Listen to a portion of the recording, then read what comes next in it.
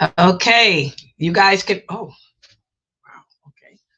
In alhamdulillah, wa salam Allah wa rasulullah. Look who's back, guys. I want to welcome everybody to our Real Talk program. Brother Yusuf is back, and I know many of you have been asking about him. And subhanallah, we're going to cover some good topics, some topics that relate to the day, to today, topics that's impacting us as an ummah.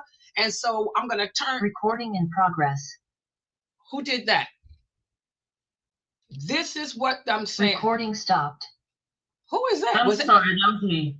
Oh God, y'all got to stop it now. Come on, moderators. When I need y'all to moderate, y'all ain't doing it, and now y'all done messed up this. But anyway, I'll edit it out. But with no further ado, I'm gonna turn it over to Brother Yusuf. So inshallah, Brother Yusuf, you can let the people know what we're gonna be speaking about and get started whenever you're ready. Okay, assalamu alaikum wa rahmatullahi wa barakatuh. Good to be back. Unfortunately, with my situation, real life sometimes it kicks in and you don't have a lot of time for creativity or side projects. You know, you have to focus on the issues that are going on. And then, of course, as me and Sister Laila were discussing, December comes around. Month ago. So I sent Sister Laila a few weeks ago and said, let's just go ahead and start a new year. I want to kind of do some different things this time around. Like I want to have a little bit more audience interaction in some of these sessions. We could even have open forums because there's just so much right now coming in this world, in this social media cycle. It's just coming at us thousands of miles an hour. You know, you can say so much different stuff to discuss. So I picked this topic here. Next week, I'll segue from this one into another one. This week, we're going to be focusing on our new president that has happened during my absence. We are going to be talking about the H-1B controversy, which arose. And of course, what conveniently happened when they saw the backlash of the lies that had been marketed to them for the entire time of Trump's, attempt to run for his second term. And they then immediately go right back to who? Us. And we're going to break that thing down here in the beginning. So we had an election, didn't we? And anyone who knows me for the last 5 years, I'm not bragging, all the glory goes to Allah subhanahu wa ta'ala, but I have a very good ability for pattern recognition. And I know these guys very well. And I predicted this when he lost the first time. I said, this is all part of a plan. We saw the entire time that he was not in office. You had the fake arrests, the fake trials. I told people not a thing is going to come from him, from this. This is Operation Build Public Trust. They saw people were losing trust in the system. So they have to let you believe that some outsider, some independent guy was able to break through and he's got the best interest of you and the country, and he's going to fix things. Go back to sleep, turn on the television, watch the ball game. They're all going to handle it. Game, set, match, the end. And that's basically, again, what we've seen, some modern day political sorcery. They've convinced everyone this guy is a maverick. He went against the grain. They tried to kill him. Remember that one? Where every single Secret Service protocol was broken, where you had him standing after supposedly a shooter had just fired upon him. He's allowed to stand up and do the infamous posing and all the things that you saw, which broke every single security protocol. And the Secret Service allowed him to do this. Why? Because, of course, it was staged, all to create an image that they didn't want this guy. This guy was against the establishment. He was going to change things for us. We're going to see just how much. He hasn't even gotten in yet. And we're already going to see where this story is going. So we had this exciting election. We had just a week ago, 15 people killed in New Orleans, countless others wounded. I haven't gotten the official updates on that, but 15 were confirmed dead, numerous wounded. The gentleman by the name of Shamsuddin Jabbar. Basically, this guy was heralded as ISIS all the way. They've come to America. Here's the jihad. And of course, this was very convenient, the timing of this, because they were seeing that backlash against what we're going to be kind of focusing most of this on today. So they had to do something, to come out here and, get all of our attention off what was going on. So we saw they had this Mr. Shamsuddin. Now, they say he was a prominent member, that he was a religious fanatic. I saw numerous tweets and posts in social media from a lot of brothers from the Muslim community in Houston. They never heard of this guy. They never saw this guy. He was not in the masjid. And I mean, granted, that's a possibility that people blend in. I've been to masjids many times. And if you asked me to say every brother there, I could not do it, of course. You've got hundreds of brothers and, the sisters obviously in the back. I could not identify them in a lineup, but he was supposed to be an active member. I was an active member in the community here in my city, and I guarantee that most of the people would have been able to know who I was. At least they wouldn't know me personally, but they would have known my face, my likeness, and so on. They didn't know who this guy was. So hardly he doesn't fit the bill already. Well, in 2020, it gets even better. This guy was arrested for drunk driving, intoxicated well beyond legal limits.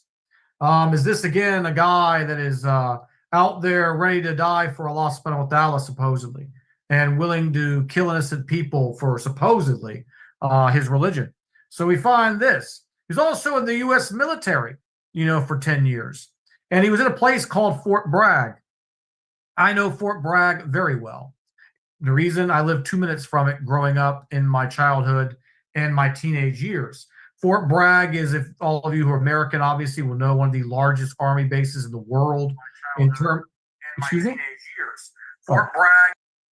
There was a feedback coming through.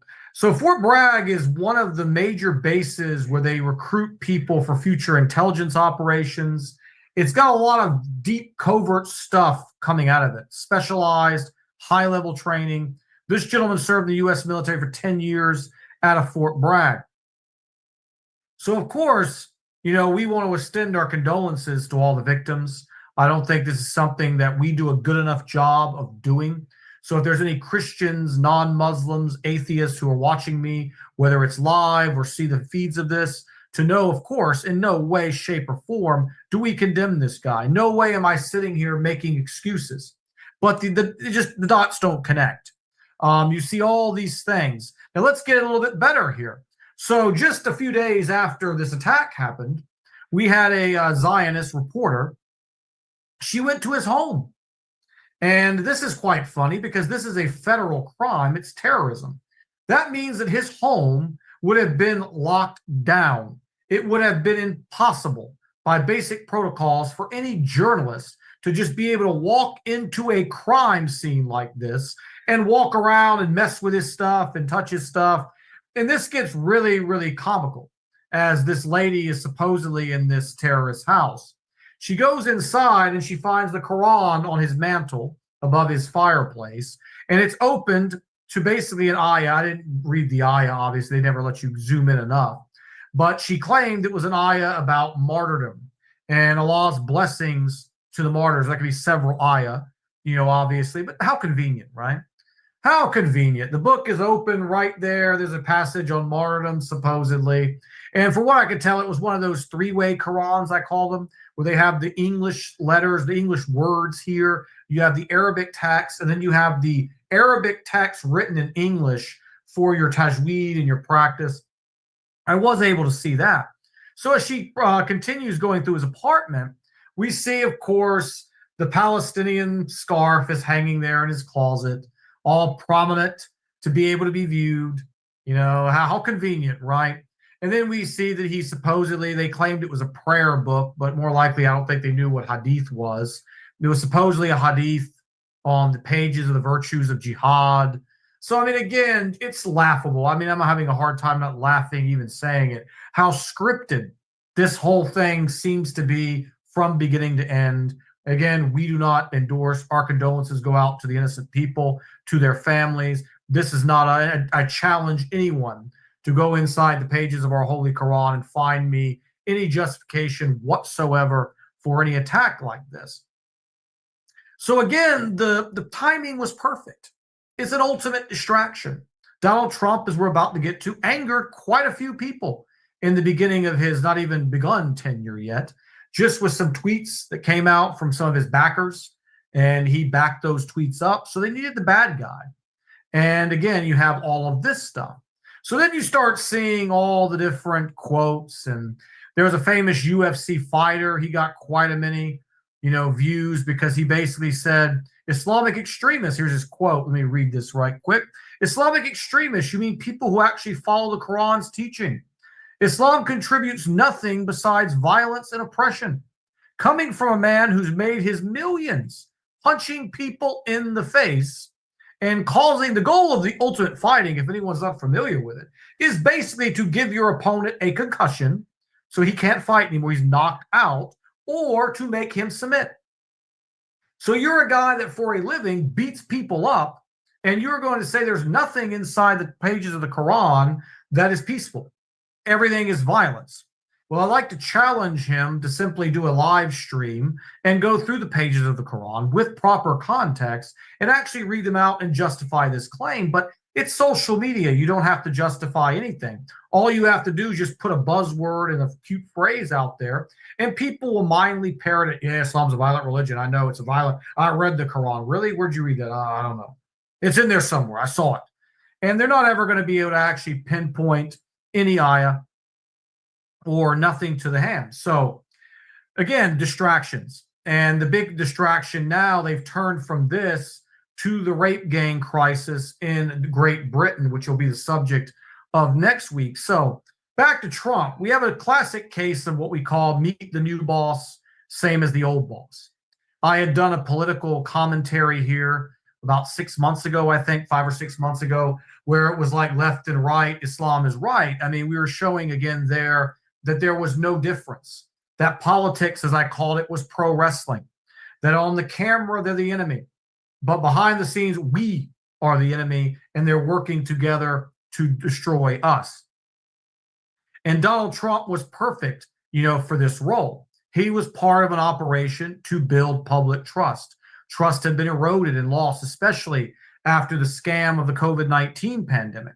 So many people in record numbers I was hearing, meeting them in person and reading their accounts and not trusting mainstream media anymore, not trusting the experts anymore, the political commentators. So they needed to get this guy back in, like I described in my opening. So already, what is he promoting? This is going to be quite interesting here. He wants Canada and Greenland. He wants to bring them as part of the United States. Now, I was called crazy and a loon in 2007 when I told people about the NAFTA project, the NAFTA superhighway that went all the way from southern Mexico all the way up to Canada, and all the eminent domain rules where the U.S. government can seize your property for a very low market level price and use that land for benefits of the nation, so to speak. That the goal has always been a North American Union. Now, when George Bush said this, oh, fascist, fascist. When Obama said this, the right wing, fascist, fascist. No one wanted it. No one wanted it or was endorsing this. They saw through it. But now Trump is out here. He's our guy. Remember, he went against it. They tried to kill him. They didn't want him in there. They rigged an election to stop him, but he just came back for us. He fought so hard for us. Now he's promoting it. It's okay now. All of a sudden, it's halal. And you see people openly promoting this in the conservative spheres. The Panama Canal, he wants to rename it, into the American Canal, and he wants to change the Gulf of Mexico to the American Gulf. And all this stuff is being met with a round of applause. Now, if you look in the Club of Rome publication, Club of Rome proposed what they call 10 economic kingdoms. And North America was kingdom number 1. This is Canada, the United States, and Mexico. This has been the plan all along. They just needed the right guy to come in here and pitch it and sell it and get the people on board with it. You have Western Europe as another domain, Eastern Europe, you have the Middle East, you have the India, Pakistan, Bangladesh, Afghanistan, that region in there. You have China, you have Japan and Korea, and South America. All different economic zones where they will abolish national borders. They've already started psychologically programming us for this by destroying cohesion and national unity, which we're going to get to here also in a little bit, all to get rid of any cultural attachment that these people have to their nations. We are nothing more than economic zones for the powerful oligarchs to make money. So another thing, he's not even in office yet, and he's already backstabbing the American workers. He's always been doing this, but again, people seem to be blind to it. Donald Trump famously said he wished he could staple green cards to the back of diplomas so that every single person that came in here and got a college education would automatically be eligible for a green card. I mean, as my situation proves with people of us job hunting, I don't think we have a need, obviously, for more workers, but we're coming to that in a minute. So along came a man, two men actually, famously, Vivek Ramaswamy and Elon Musk. Vivek Ramaswamy is a guy that popped up this election cycle. I honestly never heard of him before. They called him the Indian Obama. You know, he was the conservative Indian Obama. No one knew who this man was. You're being told, oh, he's based. He's great. Based means aware and honest and all these things. He's for the people. He's a champion. Well, who is Vivek Ramaswamy? Well, he is an anchor baby.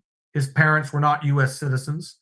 He achieved the nationality. We're going to talk about that through the 14th Amendment and the poor interpretations of it. His major claim to fame was a fraudulent stock IPO. He used his mother's medical background to get approved an Alzheimer's drug, which did not work, which he knew did not work. And he scammed and dumped, we call it a pump and dump or a rug pull. He got all the shareholders to buy into his company. Once the test results came back that the drug was useless, he had already dumped his stock. All of them were left holding nothing, holding the bags.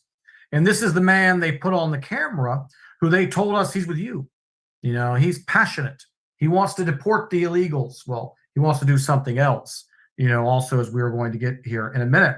And then emerged Elon Musk, who I have to say, in, you know, lack of a better term, the praise I've seen heaped on this man in the past year has made me want to vomit. You know, no offense to people who are sick who currently do want to vomit, obviously, but that's what he made me feel. I saw right through him. You look at his father's origins. He was an emerald merchant in South Africa.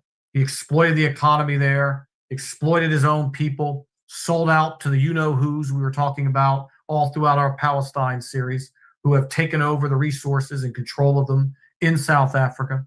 Elon Musk is painted as some kind of revolutionary entrepreneur, even though he's never invented anything. He simply just used his money to buy up influence in companies that had already existed off the backs of other people. He's now $420 billion with a B. You know, you're talking enough money to really make dramatic change in this country, but yet in the hands of just one man. He bought Twitter and he opened up, they called it, for free speech. Well, there is free speech there. His Twitter is filled with hate from all sides. I mean, you can go to Twitter and see the most hateful things posted by supposed Black Americans about white Americans, by white Americans to African Americans, by just about every group. I mean, you go on there, and lately it's been Islam, Islam, Islam. And just like I gave a quote from a gentleman who posted on Twitter the things he had to say, but that's tame. I mean, we got women and children here. Some of the filthy, vile things they say about Muslims, about the messenger of Allah, subhanahu wa ta'ala, and, you know, of course, all the Sahaba and our religion and Christianity as well. You can say anything dirty and filthy about Isa, you know, and you can say anything about any of the church members or Christian communities, and it's all completely tolerated. But if you go after a certain few amount of groups, and I think we know who one of those is already, I'll talk about the other one, you will get demonetized and you will get basically banished. You'll get threatened. The other group, of course, the Zionists being number one, if you post anything about them and you're a prominent account, automatically you're going to get your monetized powers reduced. You're going to get your blue check marks revoked. You can say, again, hateful things about whites, about blacks, about Asians, about Muslims, about Christians. You say anything about that group of people, that's a different story. And Elon Musk's Twitter is embodying this. Also, the other group now that he's demonetizing people for is the Hindus. You know, if anyone is familiar with what the Hindus are doing to Muslims in India, if anyone is familiar with Hindu culture and Hindu beliefs, if you dare to now criticize any of these beliefs or any of these practices or things, you will also get that stuff, banned. And Elon Musk has always been transparent, as I mentioned. If you look at his X logo that he's created, if you look at how the X is shaded where one side is bigger than the other, that's nothing but the left side of the compass in the square of masonry. That's all that symbol is. When I saw it, there's masonry. I've been looking into these guys longer than I would like to admit, and I'm pretty familiar with spotting their symbolism and then pretty much telling you who they are. And when you change that logo, there it is. That's the compass in the square. There's the X. There's the fat part there of the compass. And then you have the square that comes down, which makes the masonry symbol. So again, he's telling you right in your face. And if anyone's familiar with that cartel of criminals, obviously they don't have our best interest at heart.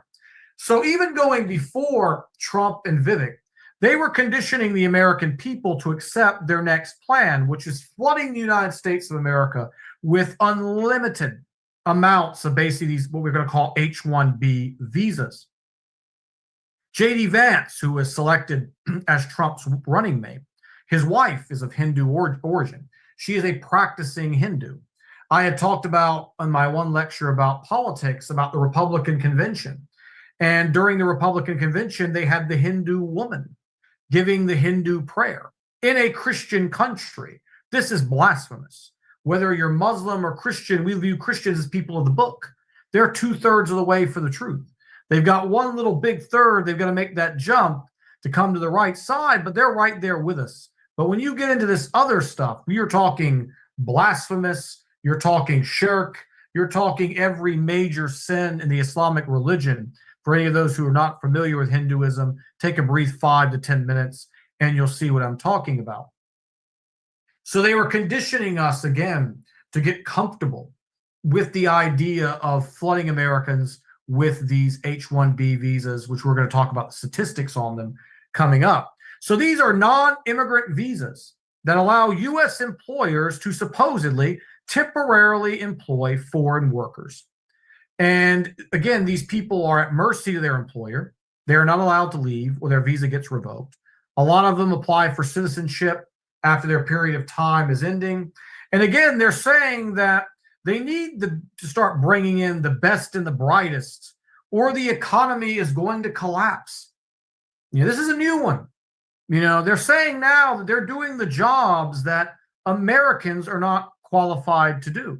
Remember, it used to be they do the jobs that Americans won't do. That's been beat over my head all my life. Oh, they're doing the jobs Americans won't do. When I grew up, people I knew picked tobacco. People I knew picked cotton. I knew farmer kids who did these jobs. I knew teenagers who did these jobs. The thing was, they weren't going to do the jobs for the price that the illegals were going to do the jobs.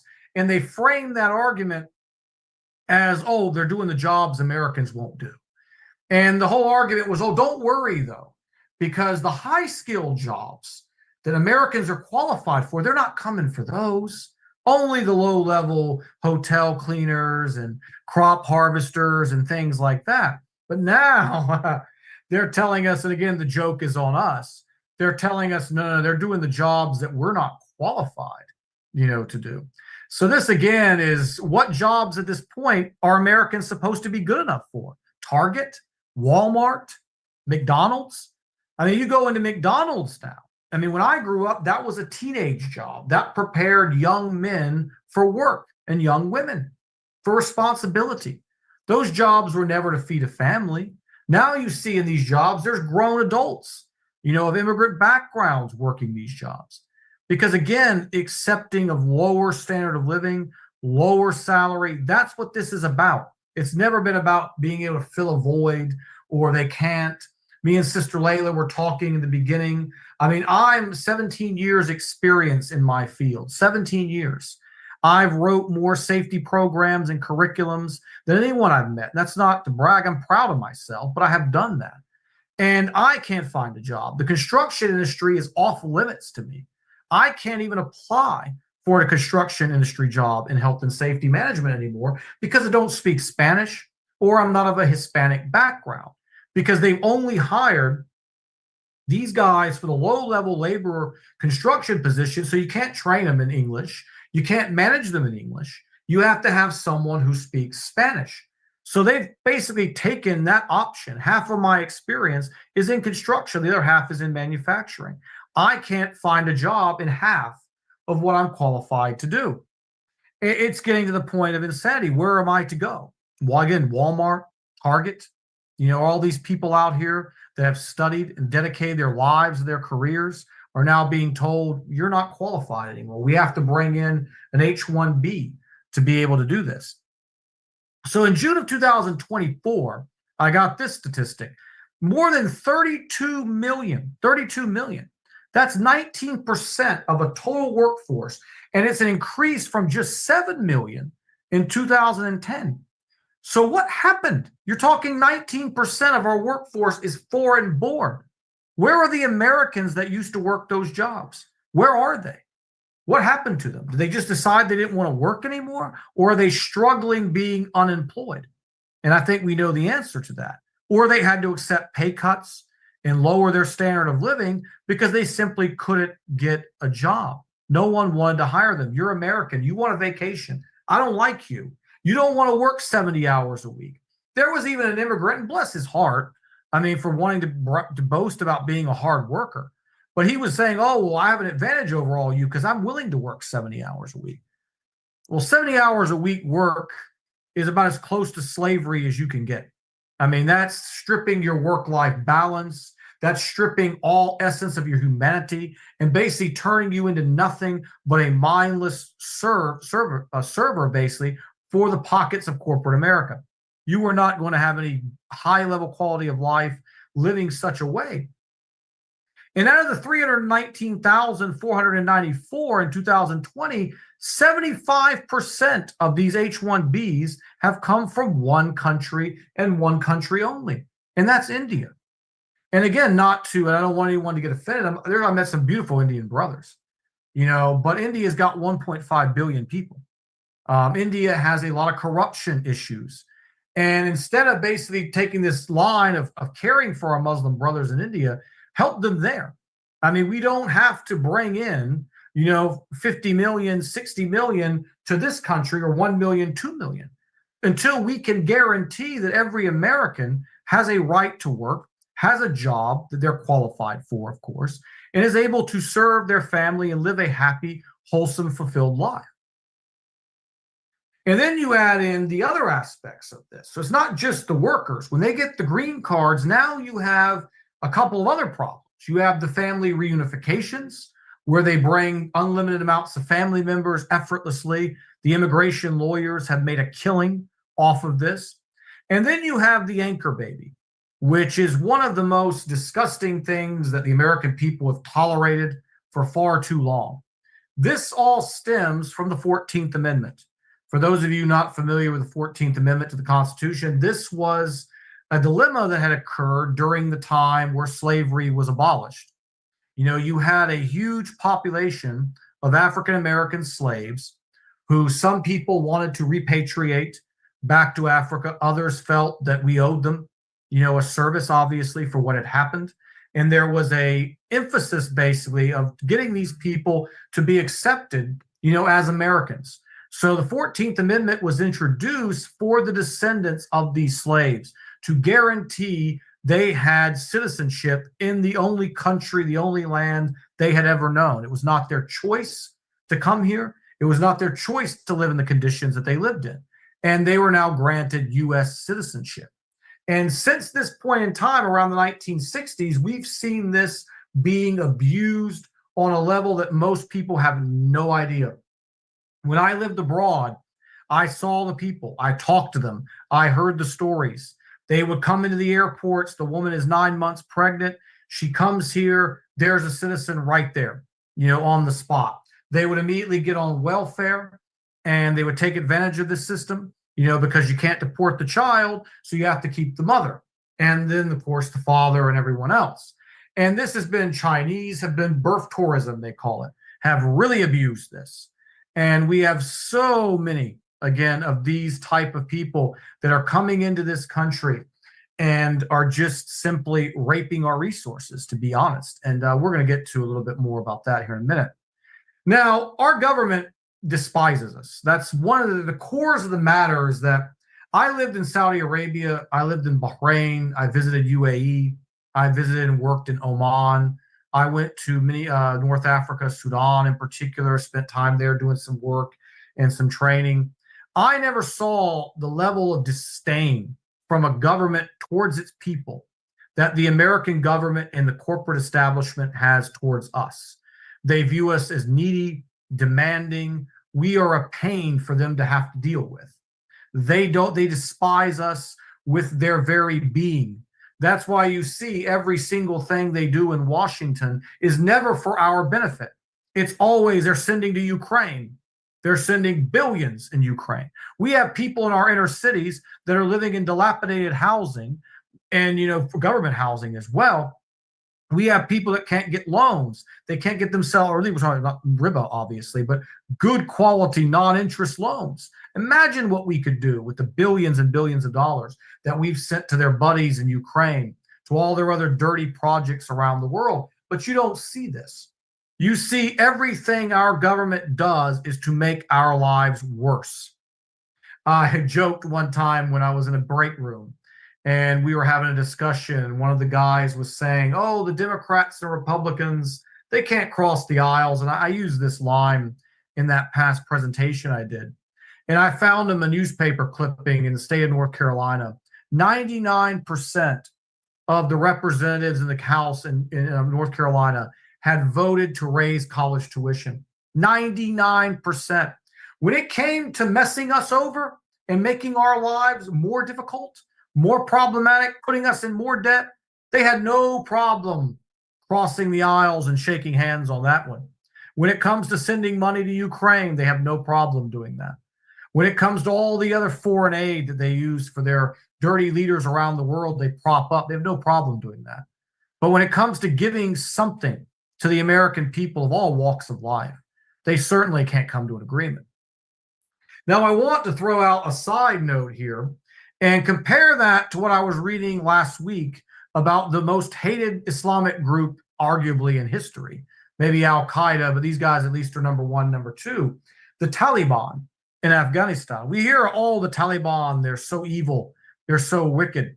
The Taliban just introduced a program where drug addicts are taken off the streets. They are given accommodation, beggars as well, people who have no home, who are begging for money, drug addicts. They're took off the streets. They're put into safe havens. They're cleaned up, sobered up, off the drugs. And the Taliban trains them on vocational skills. They train these people to build their lives. Alhamdulillah. I mean, where could we ever see anything slightly resembling this in this country? But yet we're told, oh, Taliban bad. America's freedom. We're spreading freedom around the world. We're bringing goodness, is what we always were learning in school. But yet you have a government program here to help their people, to develop their people. I mean, the amount of things I saw in Saudi Arabia and UAE, the things that those governments did to help newly married couples get a home, not charging them riba, putting them into debt. All these programs, us Americans, we have like a blanket thrown over our head. We're so used to being overtaxed on everything. You're taxed when you earn it. Then when you want to spend it, you're taxed. If you want to basically give it to somebody, you're taxed on that. And then when you die, they're going to tax it before your relatives get it. We are so used to that life that we have no idea what other countries are doing. And we're always told how these people are the bad guys. The Taliban also gives aid per month, depending on the family member. They were giving like aid to women who lost their husbands. We always hear the Taliban hates women. They beat women. They cut the women's hands off for trying to read. We hear all these comical jokes in the media. But yet when we look at the reality, you see something quite different here. So this is what is going on. And I saw this cartoon, which kind of sums it up, perfectly. In the cartoon, you had Elon Musk sitting at the middle of the table, and he had a pile of cookies on his plate like that. On the right-hand side, you had an American construction worker. He had one cookie only. And then you had an Indian guy coming from India on an H-1B on the left with an empty plate. And Elon Musk was pointing basically at the Americans saying, give it to him now. And that really sums it up. You know, that you have this fat cat with 420 billion with a B, you know, net worth, and he's out here basically penny pinching to gain more wealth and telling us that we're not qualified. They called us lazy over the last 2 weeks. They said that we have a bad culture, that we don't learn, we don't graduate enough STEM personnel, when in fact we do. They just can't find jobs. But I don't want to lose sight and people to listen to this and think, oh, well, Brother Yusuf's attacking immigrants. No, these people are victims also. It is a race to ruin our lives. Those people come from corrupt nations, poor nations, where they're being exploited daily by their government. They're just changing one exploiter to the other. And by them being exploited here simultaneously, they are lowering our standard of life because they want us all to be like that. They want us all to own nothing, because when you own nothing and you have no purchasing power, you can't affect things. You can't make noise. You can't change this system. It's not a brain drain like they call it. It is a wage drain. It is a race to the bottom. There's never been as much disparity in wealth as there is in this nation now. It's continuing to flow into the hands of the few. They are owning everything, and we are owning nothing. 0.1% of people, last I checked, own over 99.5 or something percent of the wealth. They own it all, and they're making sure that we own less and less as we continue to move on. So again, how does this impact specifically? We're going to be looking at American Muslims. I want to focus on here, and I'll define that in a second. But of course, as always, I don't want people to misconstrue this. There are brothers and sisters in all ways of life that we love, obviously. They are our brothers in Islam. I'm only referring to the people, who abuse the system. We are not anyone pursuing a better way of life. You can't fault them, at all. But we as Americans also have to pursue a good way of life for ours and our families. Immigration is at the core of Islamic history. The Quran immortalizes the plight of the Meccan immigrants. And the Quran also emphasizes the tremendous care that the Ansar provided them and the blessing that there was for that. So we've always been, in our culture and our religion, open to the concept of immigration. So we're not here to paint all immigrants with the same brush. It goes counter, to our Islamic creed. So the very core of Islam was immigration. Without immigration, who knows? Allah knows best where Islam would have been, how long maybe it taken to establish itself. But all the talk you're going to hear from the controlled Muslim leaders in the West is immigration is great. We should accept unlimited amounts of immigration. I've had conversations with these people, and I've had to ask them, when is enough enough? How many immigrants should we take? 10 million, 50 million, 100 million? When is enough enough? When does our charity exhaust you? Allah subhanahu wa ta'ala never, calls upon us to put ourselves on the street, for the sake of charity. In our zakah reflects that. We are very charitable people, and we believe in charity. But there is a limit. You cannot continue to give and give and give, especially to people who are openly even hostile to us. As I described with a lot of the Hindus are openly hostile to us, as with a lot of people from South America also are very openly hostile to us. But to raise this issue, as me and Sister Laila were talking before we went live, you're already called the R word. Oh, you're a racist. Let them.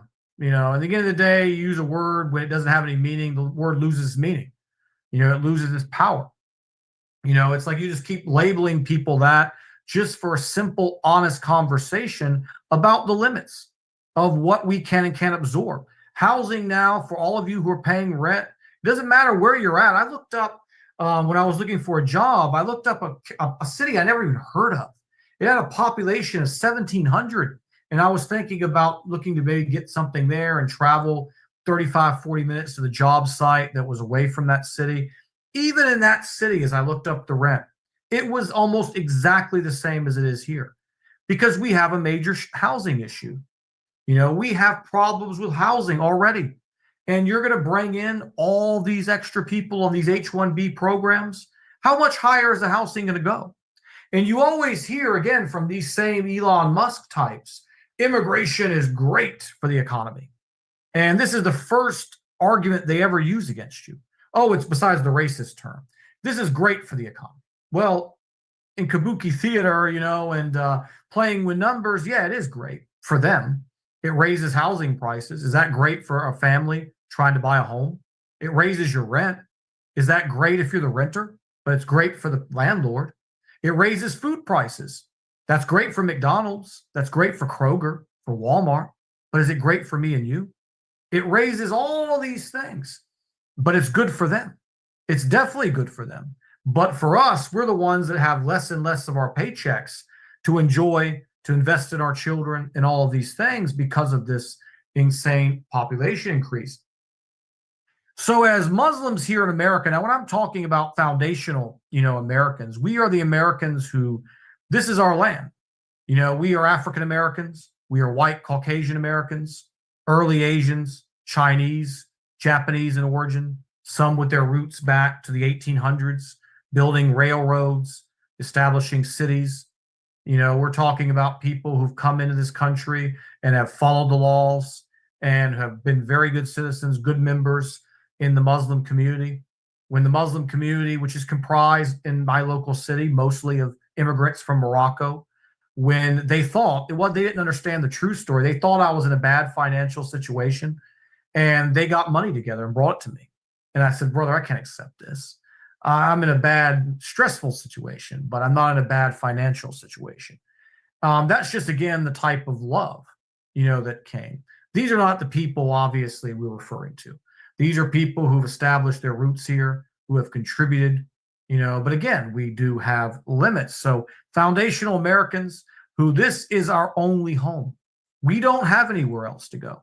These H-1B holders and a lot of these illegal immigrants, they have multiple travel documents in some cases. They can always, if it's a Mexican migrant worker, he has Mexico as his home. He's able to go there and invest and own property in his land.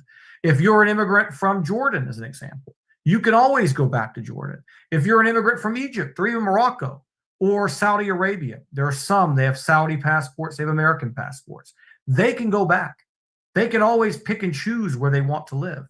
But for us, this is all we've got. I can't just get on a plane tomorrow and say, hey, I've got country number 2 in my back pocket. We have to be invested in this place. They allow us to practice our religion freely. We can open our masjids. We can practice Islam in alignment with the Quran and the Sunnah. We're born here. We have family here. We have places that we remember fondly, places we don't remember fondly. But this is our home. And we have to love our home. We don't love our government, but we love our good neighbors and we love our friends that we met along the way and our family. And we don't have that backup plan. If any of us try to take a hijrah to any Muslim, so-called Muslim in name only, country, what's going to happen? None of them are going to accept us. As an example, some of the ones in the Gulf, you can't own an apartment. You can't own a house. You can't ever have citizenship. If you raise your children there, they will not be allowed to go to the universities. I know firsthand, I've got family members who go through this ordeal, Palestinians and Syrians. They are not allowed to send their kids to colleges or universities. Is that equality? Absolutely not. We don't hear any of these Muslim leaders ever talking about that. But we are supposed to be completely open to them to come into our country and compete for our jobs and our resources when there's no reciprocity. It doesn't go both ways. If I want to make hijrah, good luck. As I said, you can't do it. So we have to make our home the best possible. This is where Allah put us. Me as a revert, I reverted to Islam, born and raised in America, ancestry back to the beginning on my mother's side, back to the early 1900s on my father's side. I have to be invested here, and I don't have any other choice. So again, we are sympathetic to these conditions of the others, but we have to have, limits. And then the other problem that comes from some of these groups, as an example, the top 3 wealthiest Indian philanthropists, have invested the majority of their wealth in causes that affect, guess who? Only their people. So you cannot be an American by its nature, by who we are comprised of as a people, when your loyalties lie elsewhere. We spent 9 episodes shedding light on the Zionists, whose loyalties obviously lie elsewhere, who have exploited this country, who have exploited Great Britain, who have exploited Western Europe with all of this stuff. We don't need more groups coming in here, bringing racial identity politics, fracturing the community, only caring about their own group, sending all their money back home. Again, that's money exiting the American economy. We see them forming groups that work only on behalf of these specific individual groups.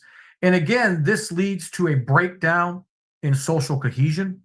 No one views themselves as a neighbor or a brother, loss of trust. Everybody's constantly pitted against each other. As anyone knows, America, we've had a long and ugly history of white and black relations that we're starting to get better, as I saw in my lifetime, a lot better. But then guess what? The media has to come back and try to use social media to have bot accounts and whip all this stuff up again. I'll give you some classic examples. In the, I think it was the Euros, one of the soccer tournaments that happened in England a few years ago, there were some African English players who were playing for England, born and raised in England, and one of them had missed a penalty kick. Now, I'm not very big into soccer. I grew up here, but I got caught wind of this story because it's very telltale to what we're talking about. And they started getting racially abused by accounts that had white faces, appeared to be white British. When they did the investigation on where these tweets were coming from, they found the majority of them were coming from bot farms in places like India, where they pay these people money to come on social media and whip up racial division. So if you're an African who's grown up in Britain, who's starting to feel attached to your country and loving the people, wanting to be a part of it, and then you see this, you're gonna be, oh, those people hate me, so why should I love them? And then again, boom, you have this tension. They continuously have whipped it up. And now by introducing new groups who don't like us, like I mentioned, the Hindus in particular, you are going to have a natural division being created. And again, it creates loss of trust. It makes people less, as studies have proven, less likely to participate in civil activities. You have language and cultural barriers. You know, English unifies us, speaking here as Muslims the way the Arabic language does. If you can't understand each other, you can't love each other. You can't really truly know a person. Immigrants, when my father's generation came, they learned English immediately because that's what was required to do. We've got some of these people in the country now for 50 years. They speak 3 English words, and some even not even that. Maybe, hey, how are you, goodbye. And again, it's causing tension. As I mentioned, you have cultural clashes. Islam has proven that multiracialism worked under Islam. There's no such thing in a lot of Muslim countries traditionally as color bias. You had class bias, you know, but whether you were African or of Caucasoid European descent or Asiatic or whatnot, you know, generally in the Muslim Ummah, race wasn't as much of a factor. But when you have different cultures, you have hatred and you have animosity, because one culture has one given set of morals and tolerances and the other has another one. And you don't see it. And culture becomes such an ego thing that for someone who's not Muslim, they see if they become Muslim, oh, I'm giving into Arabic culture.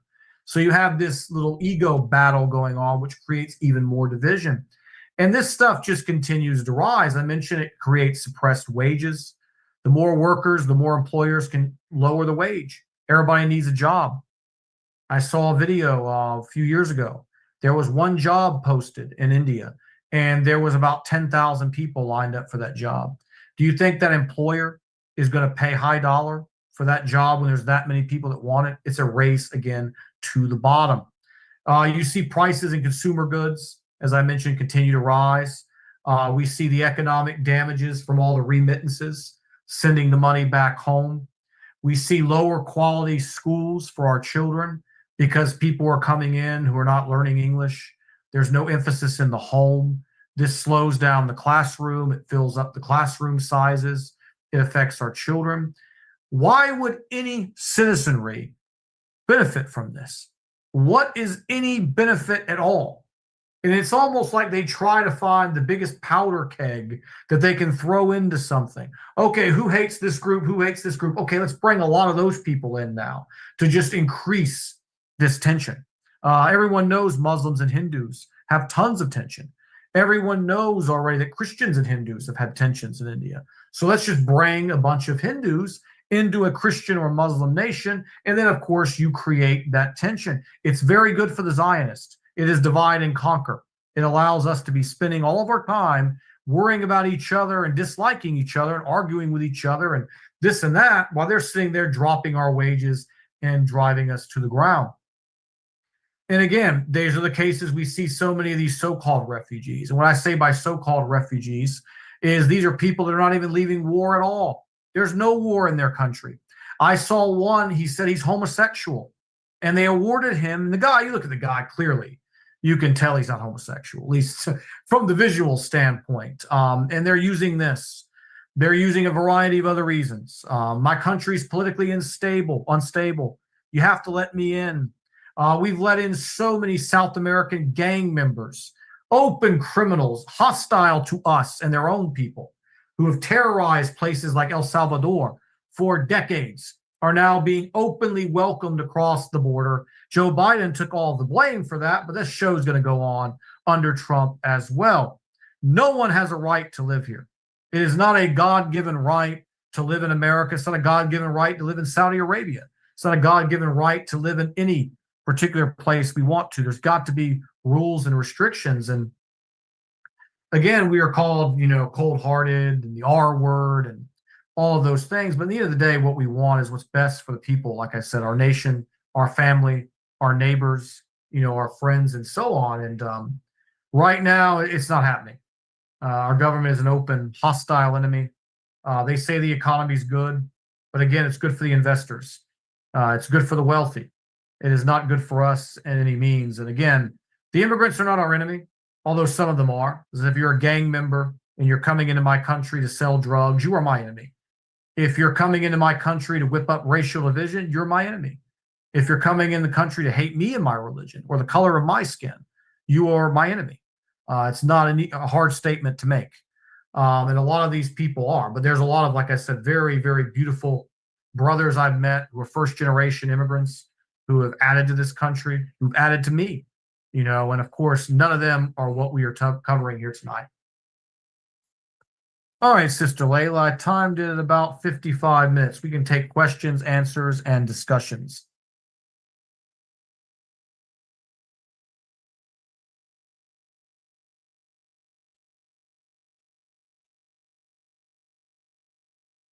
Yeah, this was really great. Subhanallah. This was something that, we need to talk about.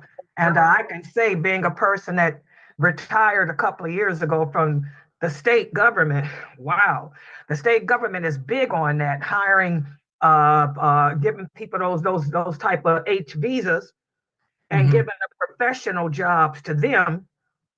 And then the Americans with the degrees were working in the direct care with the clients, doing the cleaning and all of that, where the paperwork and all that was going to the people from overseas that they brought into the country who weren't even, citizens, but they had those visas. So this has been going on for a while. I'm so glad you brought this up, and it's getting worse.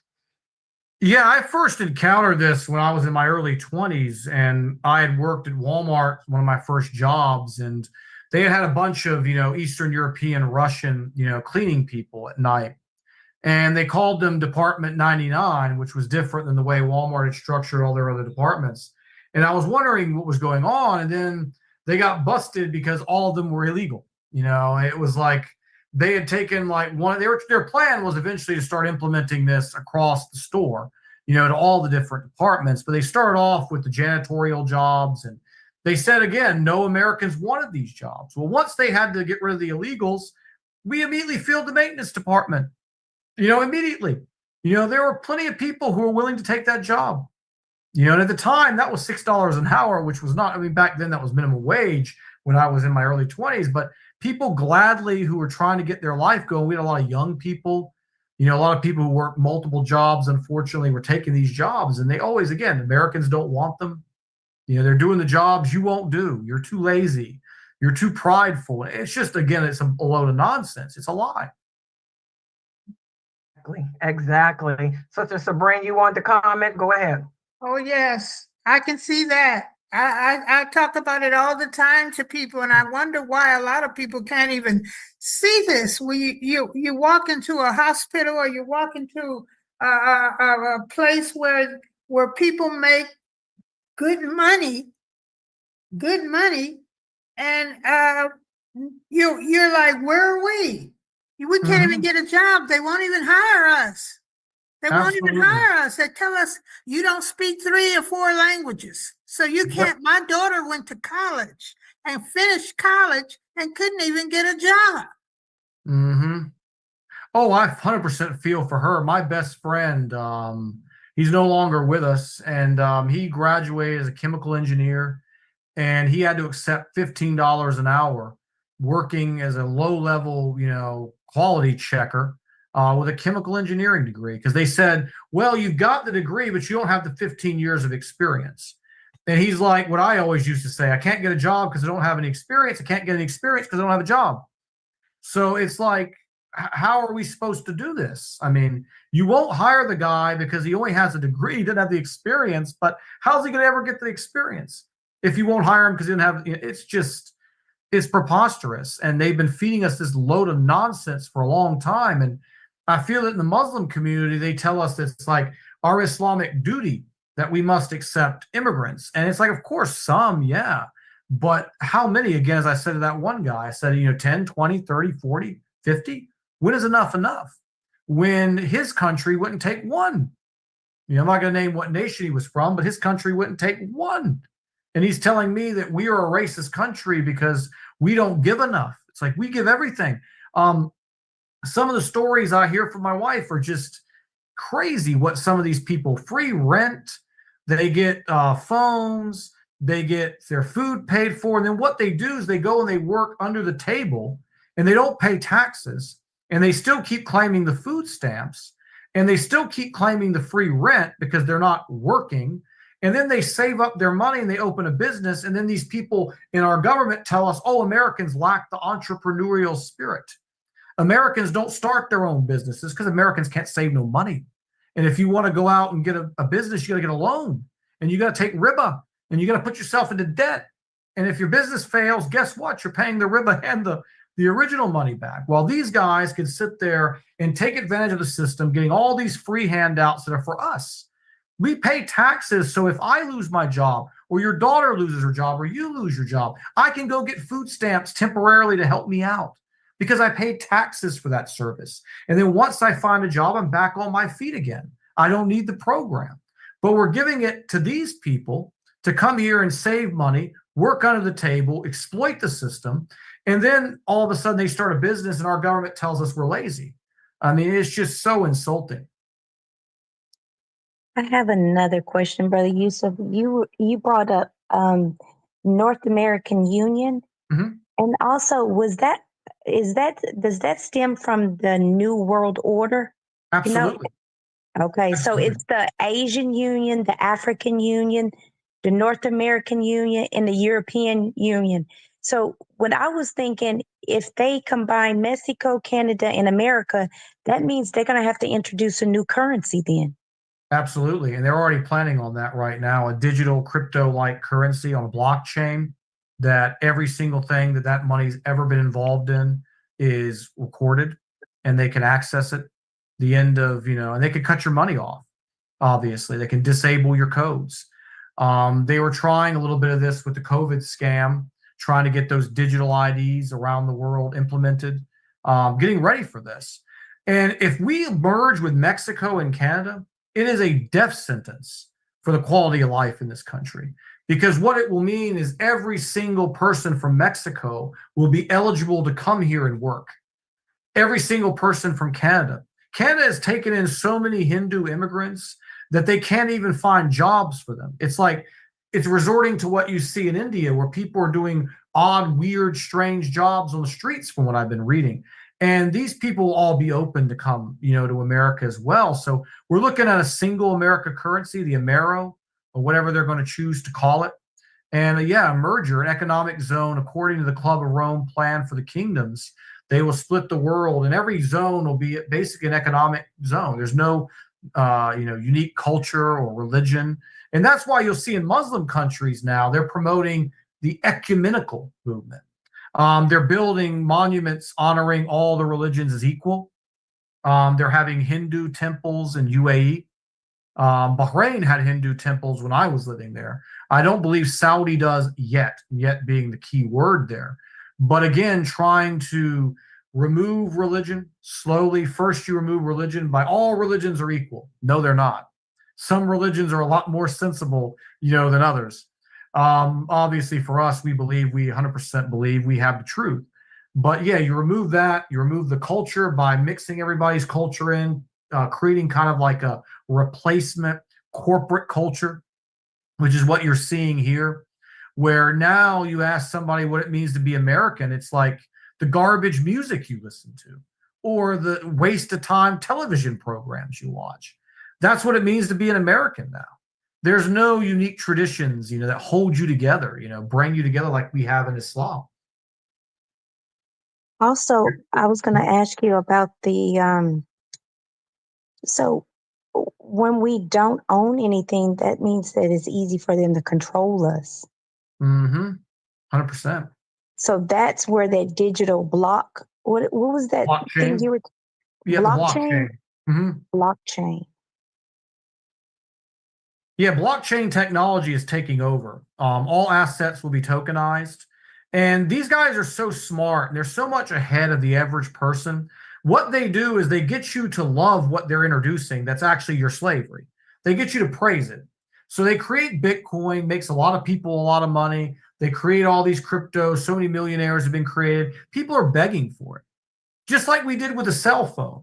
I tell people all the time, they don't have to chip you. This is a tracking device. They already chipped you. Everywhere I go, I have to carry that phone because I have to answer work. I have to basically have this for this reason or that reason. They know exactly my every movement already. They will get you to accept your slavery with a thank you, you're giving us something so good. And it's the same thing with Trump, as I was mentioning earlier. When I was telling people about the NAFTA, North American Free Trade Agreement, and I talked about the NAFTA superhighway and the American Union, everybody said, oh, you're crazy. No one will ever pass that. No one's ever going to, they'll see it a mile away. Well, right now we're seeing they're not, because Trump is getting applause in social media and circles. Oh, great, Canada and America, yeah. And then Mexico will be next. And then you'll have that North American Union, and people will cheer it. It says, on the back of the United States $1 bill, it says Novus Ordo Seclorum, in Latin meaning New World Order of the Ages, or New Order of the Ages, a secular world order, Seclorum, secular without God. And you see when they have there the pyramid with the eye and the capstone missing, and the eye above the, yeah. That's and that they're telling us that Zionism, masonry. Yep, that's what George Washington were all about. They were Masons. And it's like, I think only like 2 signers of the Declaration of, I have to go research that again. It's like 2 or 1 was not a Mason. And no one can even confirm they weren't. They just didn't have confirmation they were. But it's like all the signatories, were Masons. Exactly. This Exactly. This is so good. Anyone else? Go ahead. This is the field I like to go in. It was one more thing I had. Oh, the wildfires that I just was looking, and they said 5 fires started simultaneously in California. And now they have it on film that this one, they're like arresting this guy. He's like, I don't know if he's Indian or Spanish, but holding a torch, a fire torch. So I don't know if they just trying to set up something right now. Well, your instinct is correct. And it actually, from what I've gathered from it, it's quite sinister. much like what we saw in Hawaii and what they did there. So the mayor was gone. She was in Ghana on a trip. All the water reservoirs for the fire hydrants had been emptied for the firefighters to fight the fire. The owner of the water reserves, is a Zionist. No coincidence there. So you find the water gets shut off. The mayor is out. They don't have the resources to fight it. When you look at a lot of these fires, and I studied fire a lot because we used to do fire consultancy for safety in buildings. You're seeing, like, there was one photo where the aluminum, not the aluminum, but the blue plastic trash can has not even a scratch on it, not even a black mark on it. But yet the house is in ash, and the house next to it's in ash, and the house in front of the trash can is ash. But yet the trash can is sitting there perfectly intact. We see other ones where trees have leaves that have, and I do all ignition temperatures for leaves is very, very low. A leaf can basically combust. I believe it's 240, degrees. And yet we're seeing all these trees with perfect leaves on them, not a black mark, but yet these houses are reduced to rubble. It's something very sinister. If you want to have some time, go look up direct energy weapons and the Direct technology. energy weapons. Yep. And the connection of direct energy weapons to drones. These are basically bursts of pure focused energy, which can cause houses, homes, things that it targets to spontaneously combust. So basically what you're able to do is destroy all the homes, but yet save the infrastructure.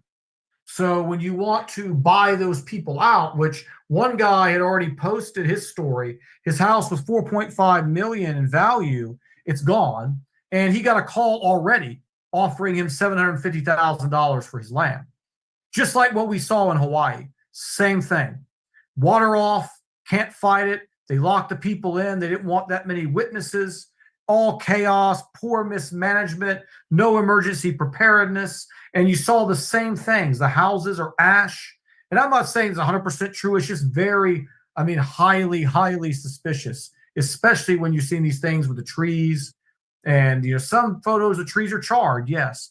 But a lot of the other ones, they're not, which doesn't make, much sense.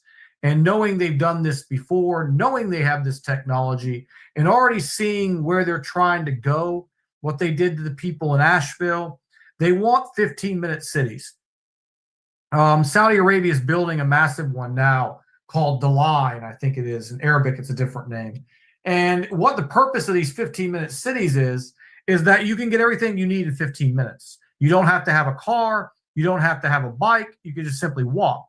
But you are a prisoner of those cities. You are not, initially you're allowed to leave, but we all know where that is going to go. And they're going to use it under the guise of green, saving the planet and all their other global warming nonsense to get people again to think this is innovative and hip and it's cool, but it's nothing more than controlling you. Everything you buy, everything you are, where you live, how you live, when you leave, can you leave, all being controlled. What is that movie called with that girl and they have those little camps? And what is that movie called? Her name is Jennifer Lawrence. Oh, you're talking about the Hunger Games. Hunger Games, right? Absolutely. That sounds like the Hunger Games. Well, that's what they're, a lot of these movies are what we call predictive programming. They tell you in a film long ago what they're planning on doing. Exactly. So you get accepted to that idea. This is not so bad. I saw it in a movie once, And it's like, just again, psychologically preparing us, for this cattle-like human existence that they want us to live. Programming. Mm-hmm. That is so real. I have, since we've had this, I live in California. So I see a lot of, believe me, things, that are, as they say, unexplainable, but unexplainable to us. But they know what's going on. They know Absolutely. And that's how people were like, how we have all this fire like this and it's spreading everywhere, but we don't have water. We don't Yeah. have water to put out the fires. They're empty. Yep. You know, and I said, what happened to the water? Or how come it's not? We'll answer those questions after all this is over. You know? Yeah. And you look who owns the water, it's a Zionist family. So, I mean, again, it's the script is always the same, isn't it? Yes.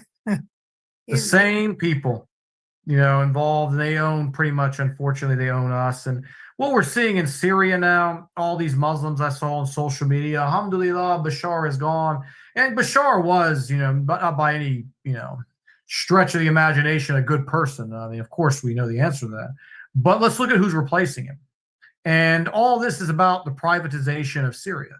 And we're going to start seeing the influences and the Western buy-up. Because one of the first things they do to you when they destroy you, they put you in debt. You can't pay the debt back. So then what you have to do, pledge your assets to them. Then they seize up all your stuff, your assets, your water, your electricity facilities, your livestock, whatever it may be. They privatize all of that.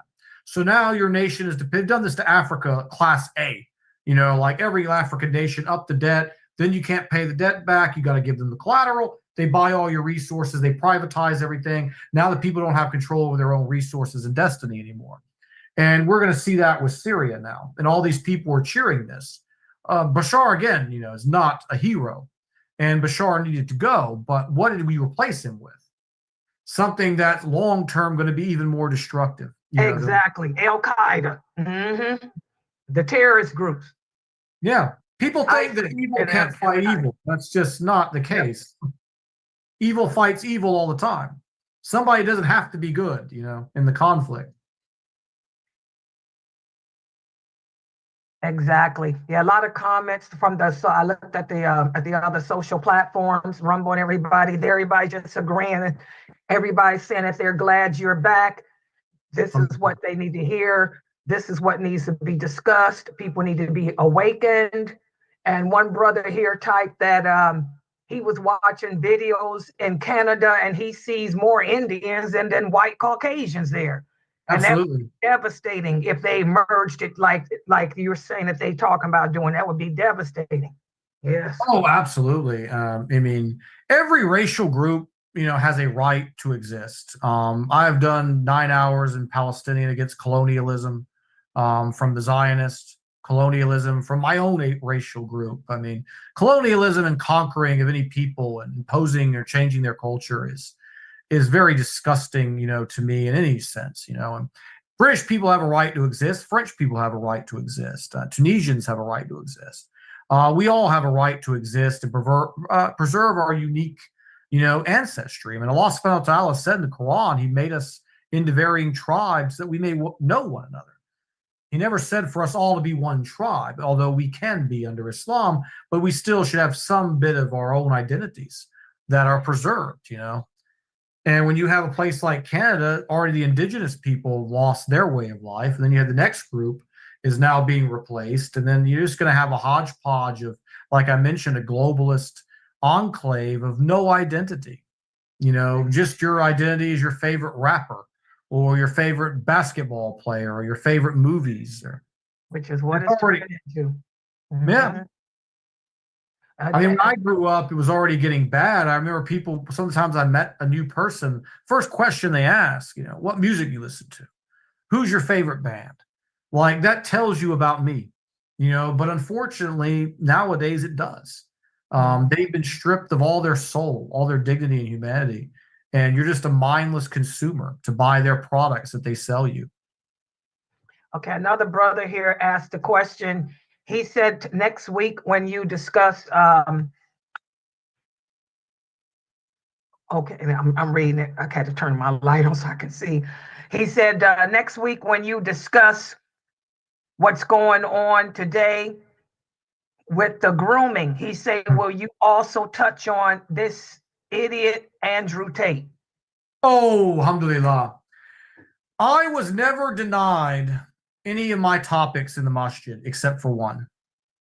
One time I was denied in 2023 a topic in the masjid, and it was about Andrew Tate. Well, you ain't denied it here. The brothers are saying it needs to be addressed.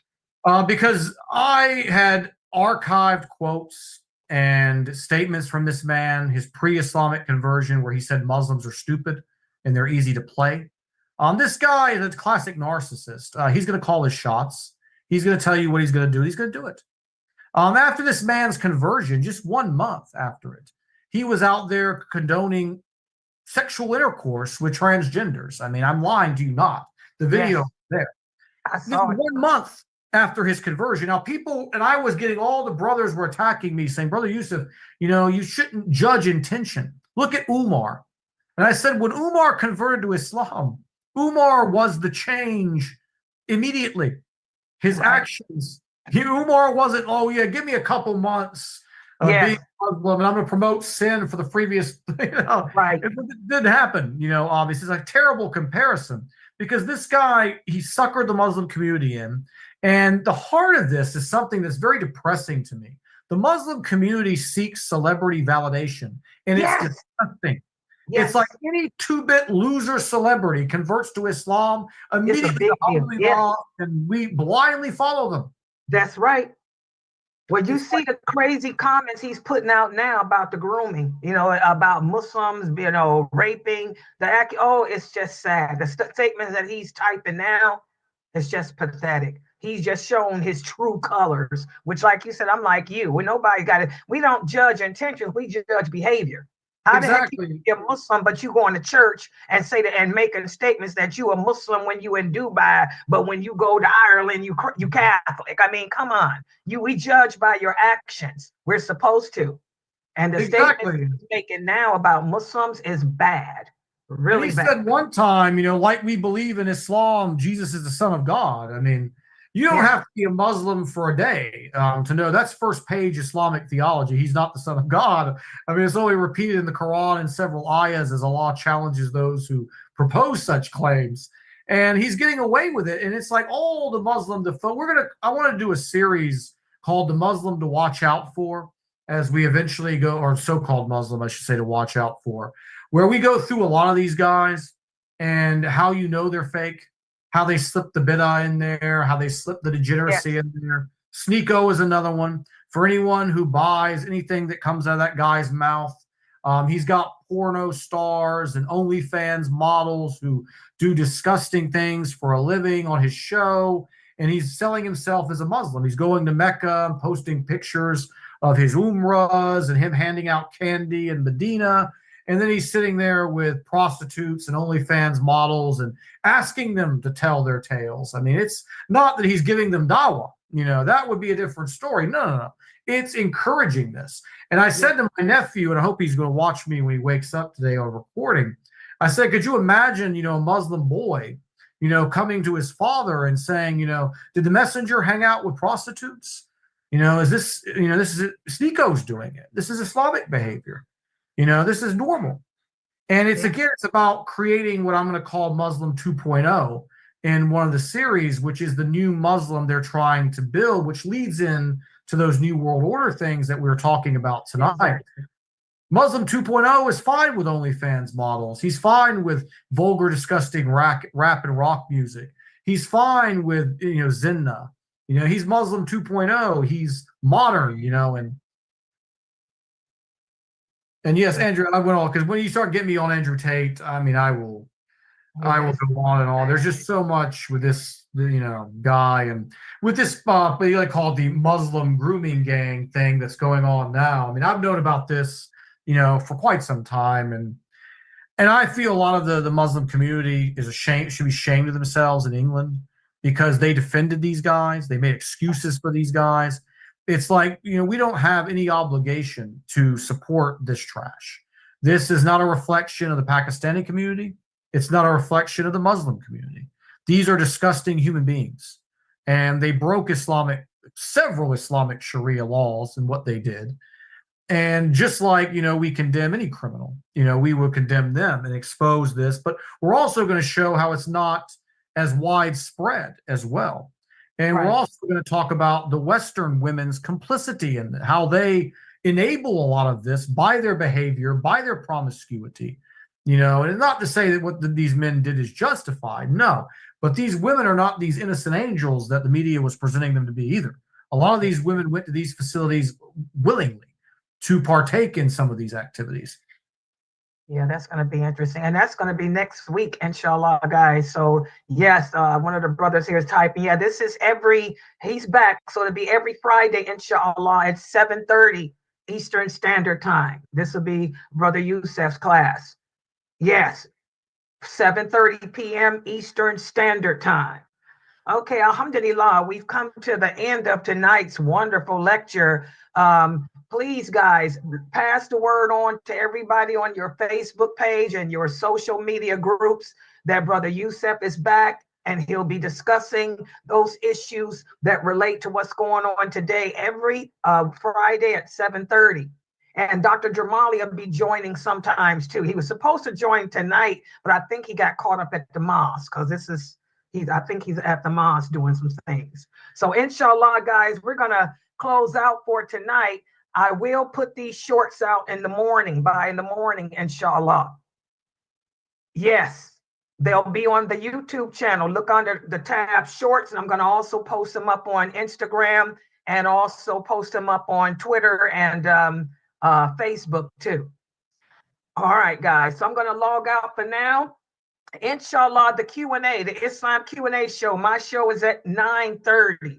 I will start on time because I'm a little bit under the weather, but I know I got some new shahadas that have questions. So I'll be logging back in at 9:30 Eastern Standard Time tonight, inshallah. And also Sister Samat in Egypt, she's doing her class in the morning at 10 a.m.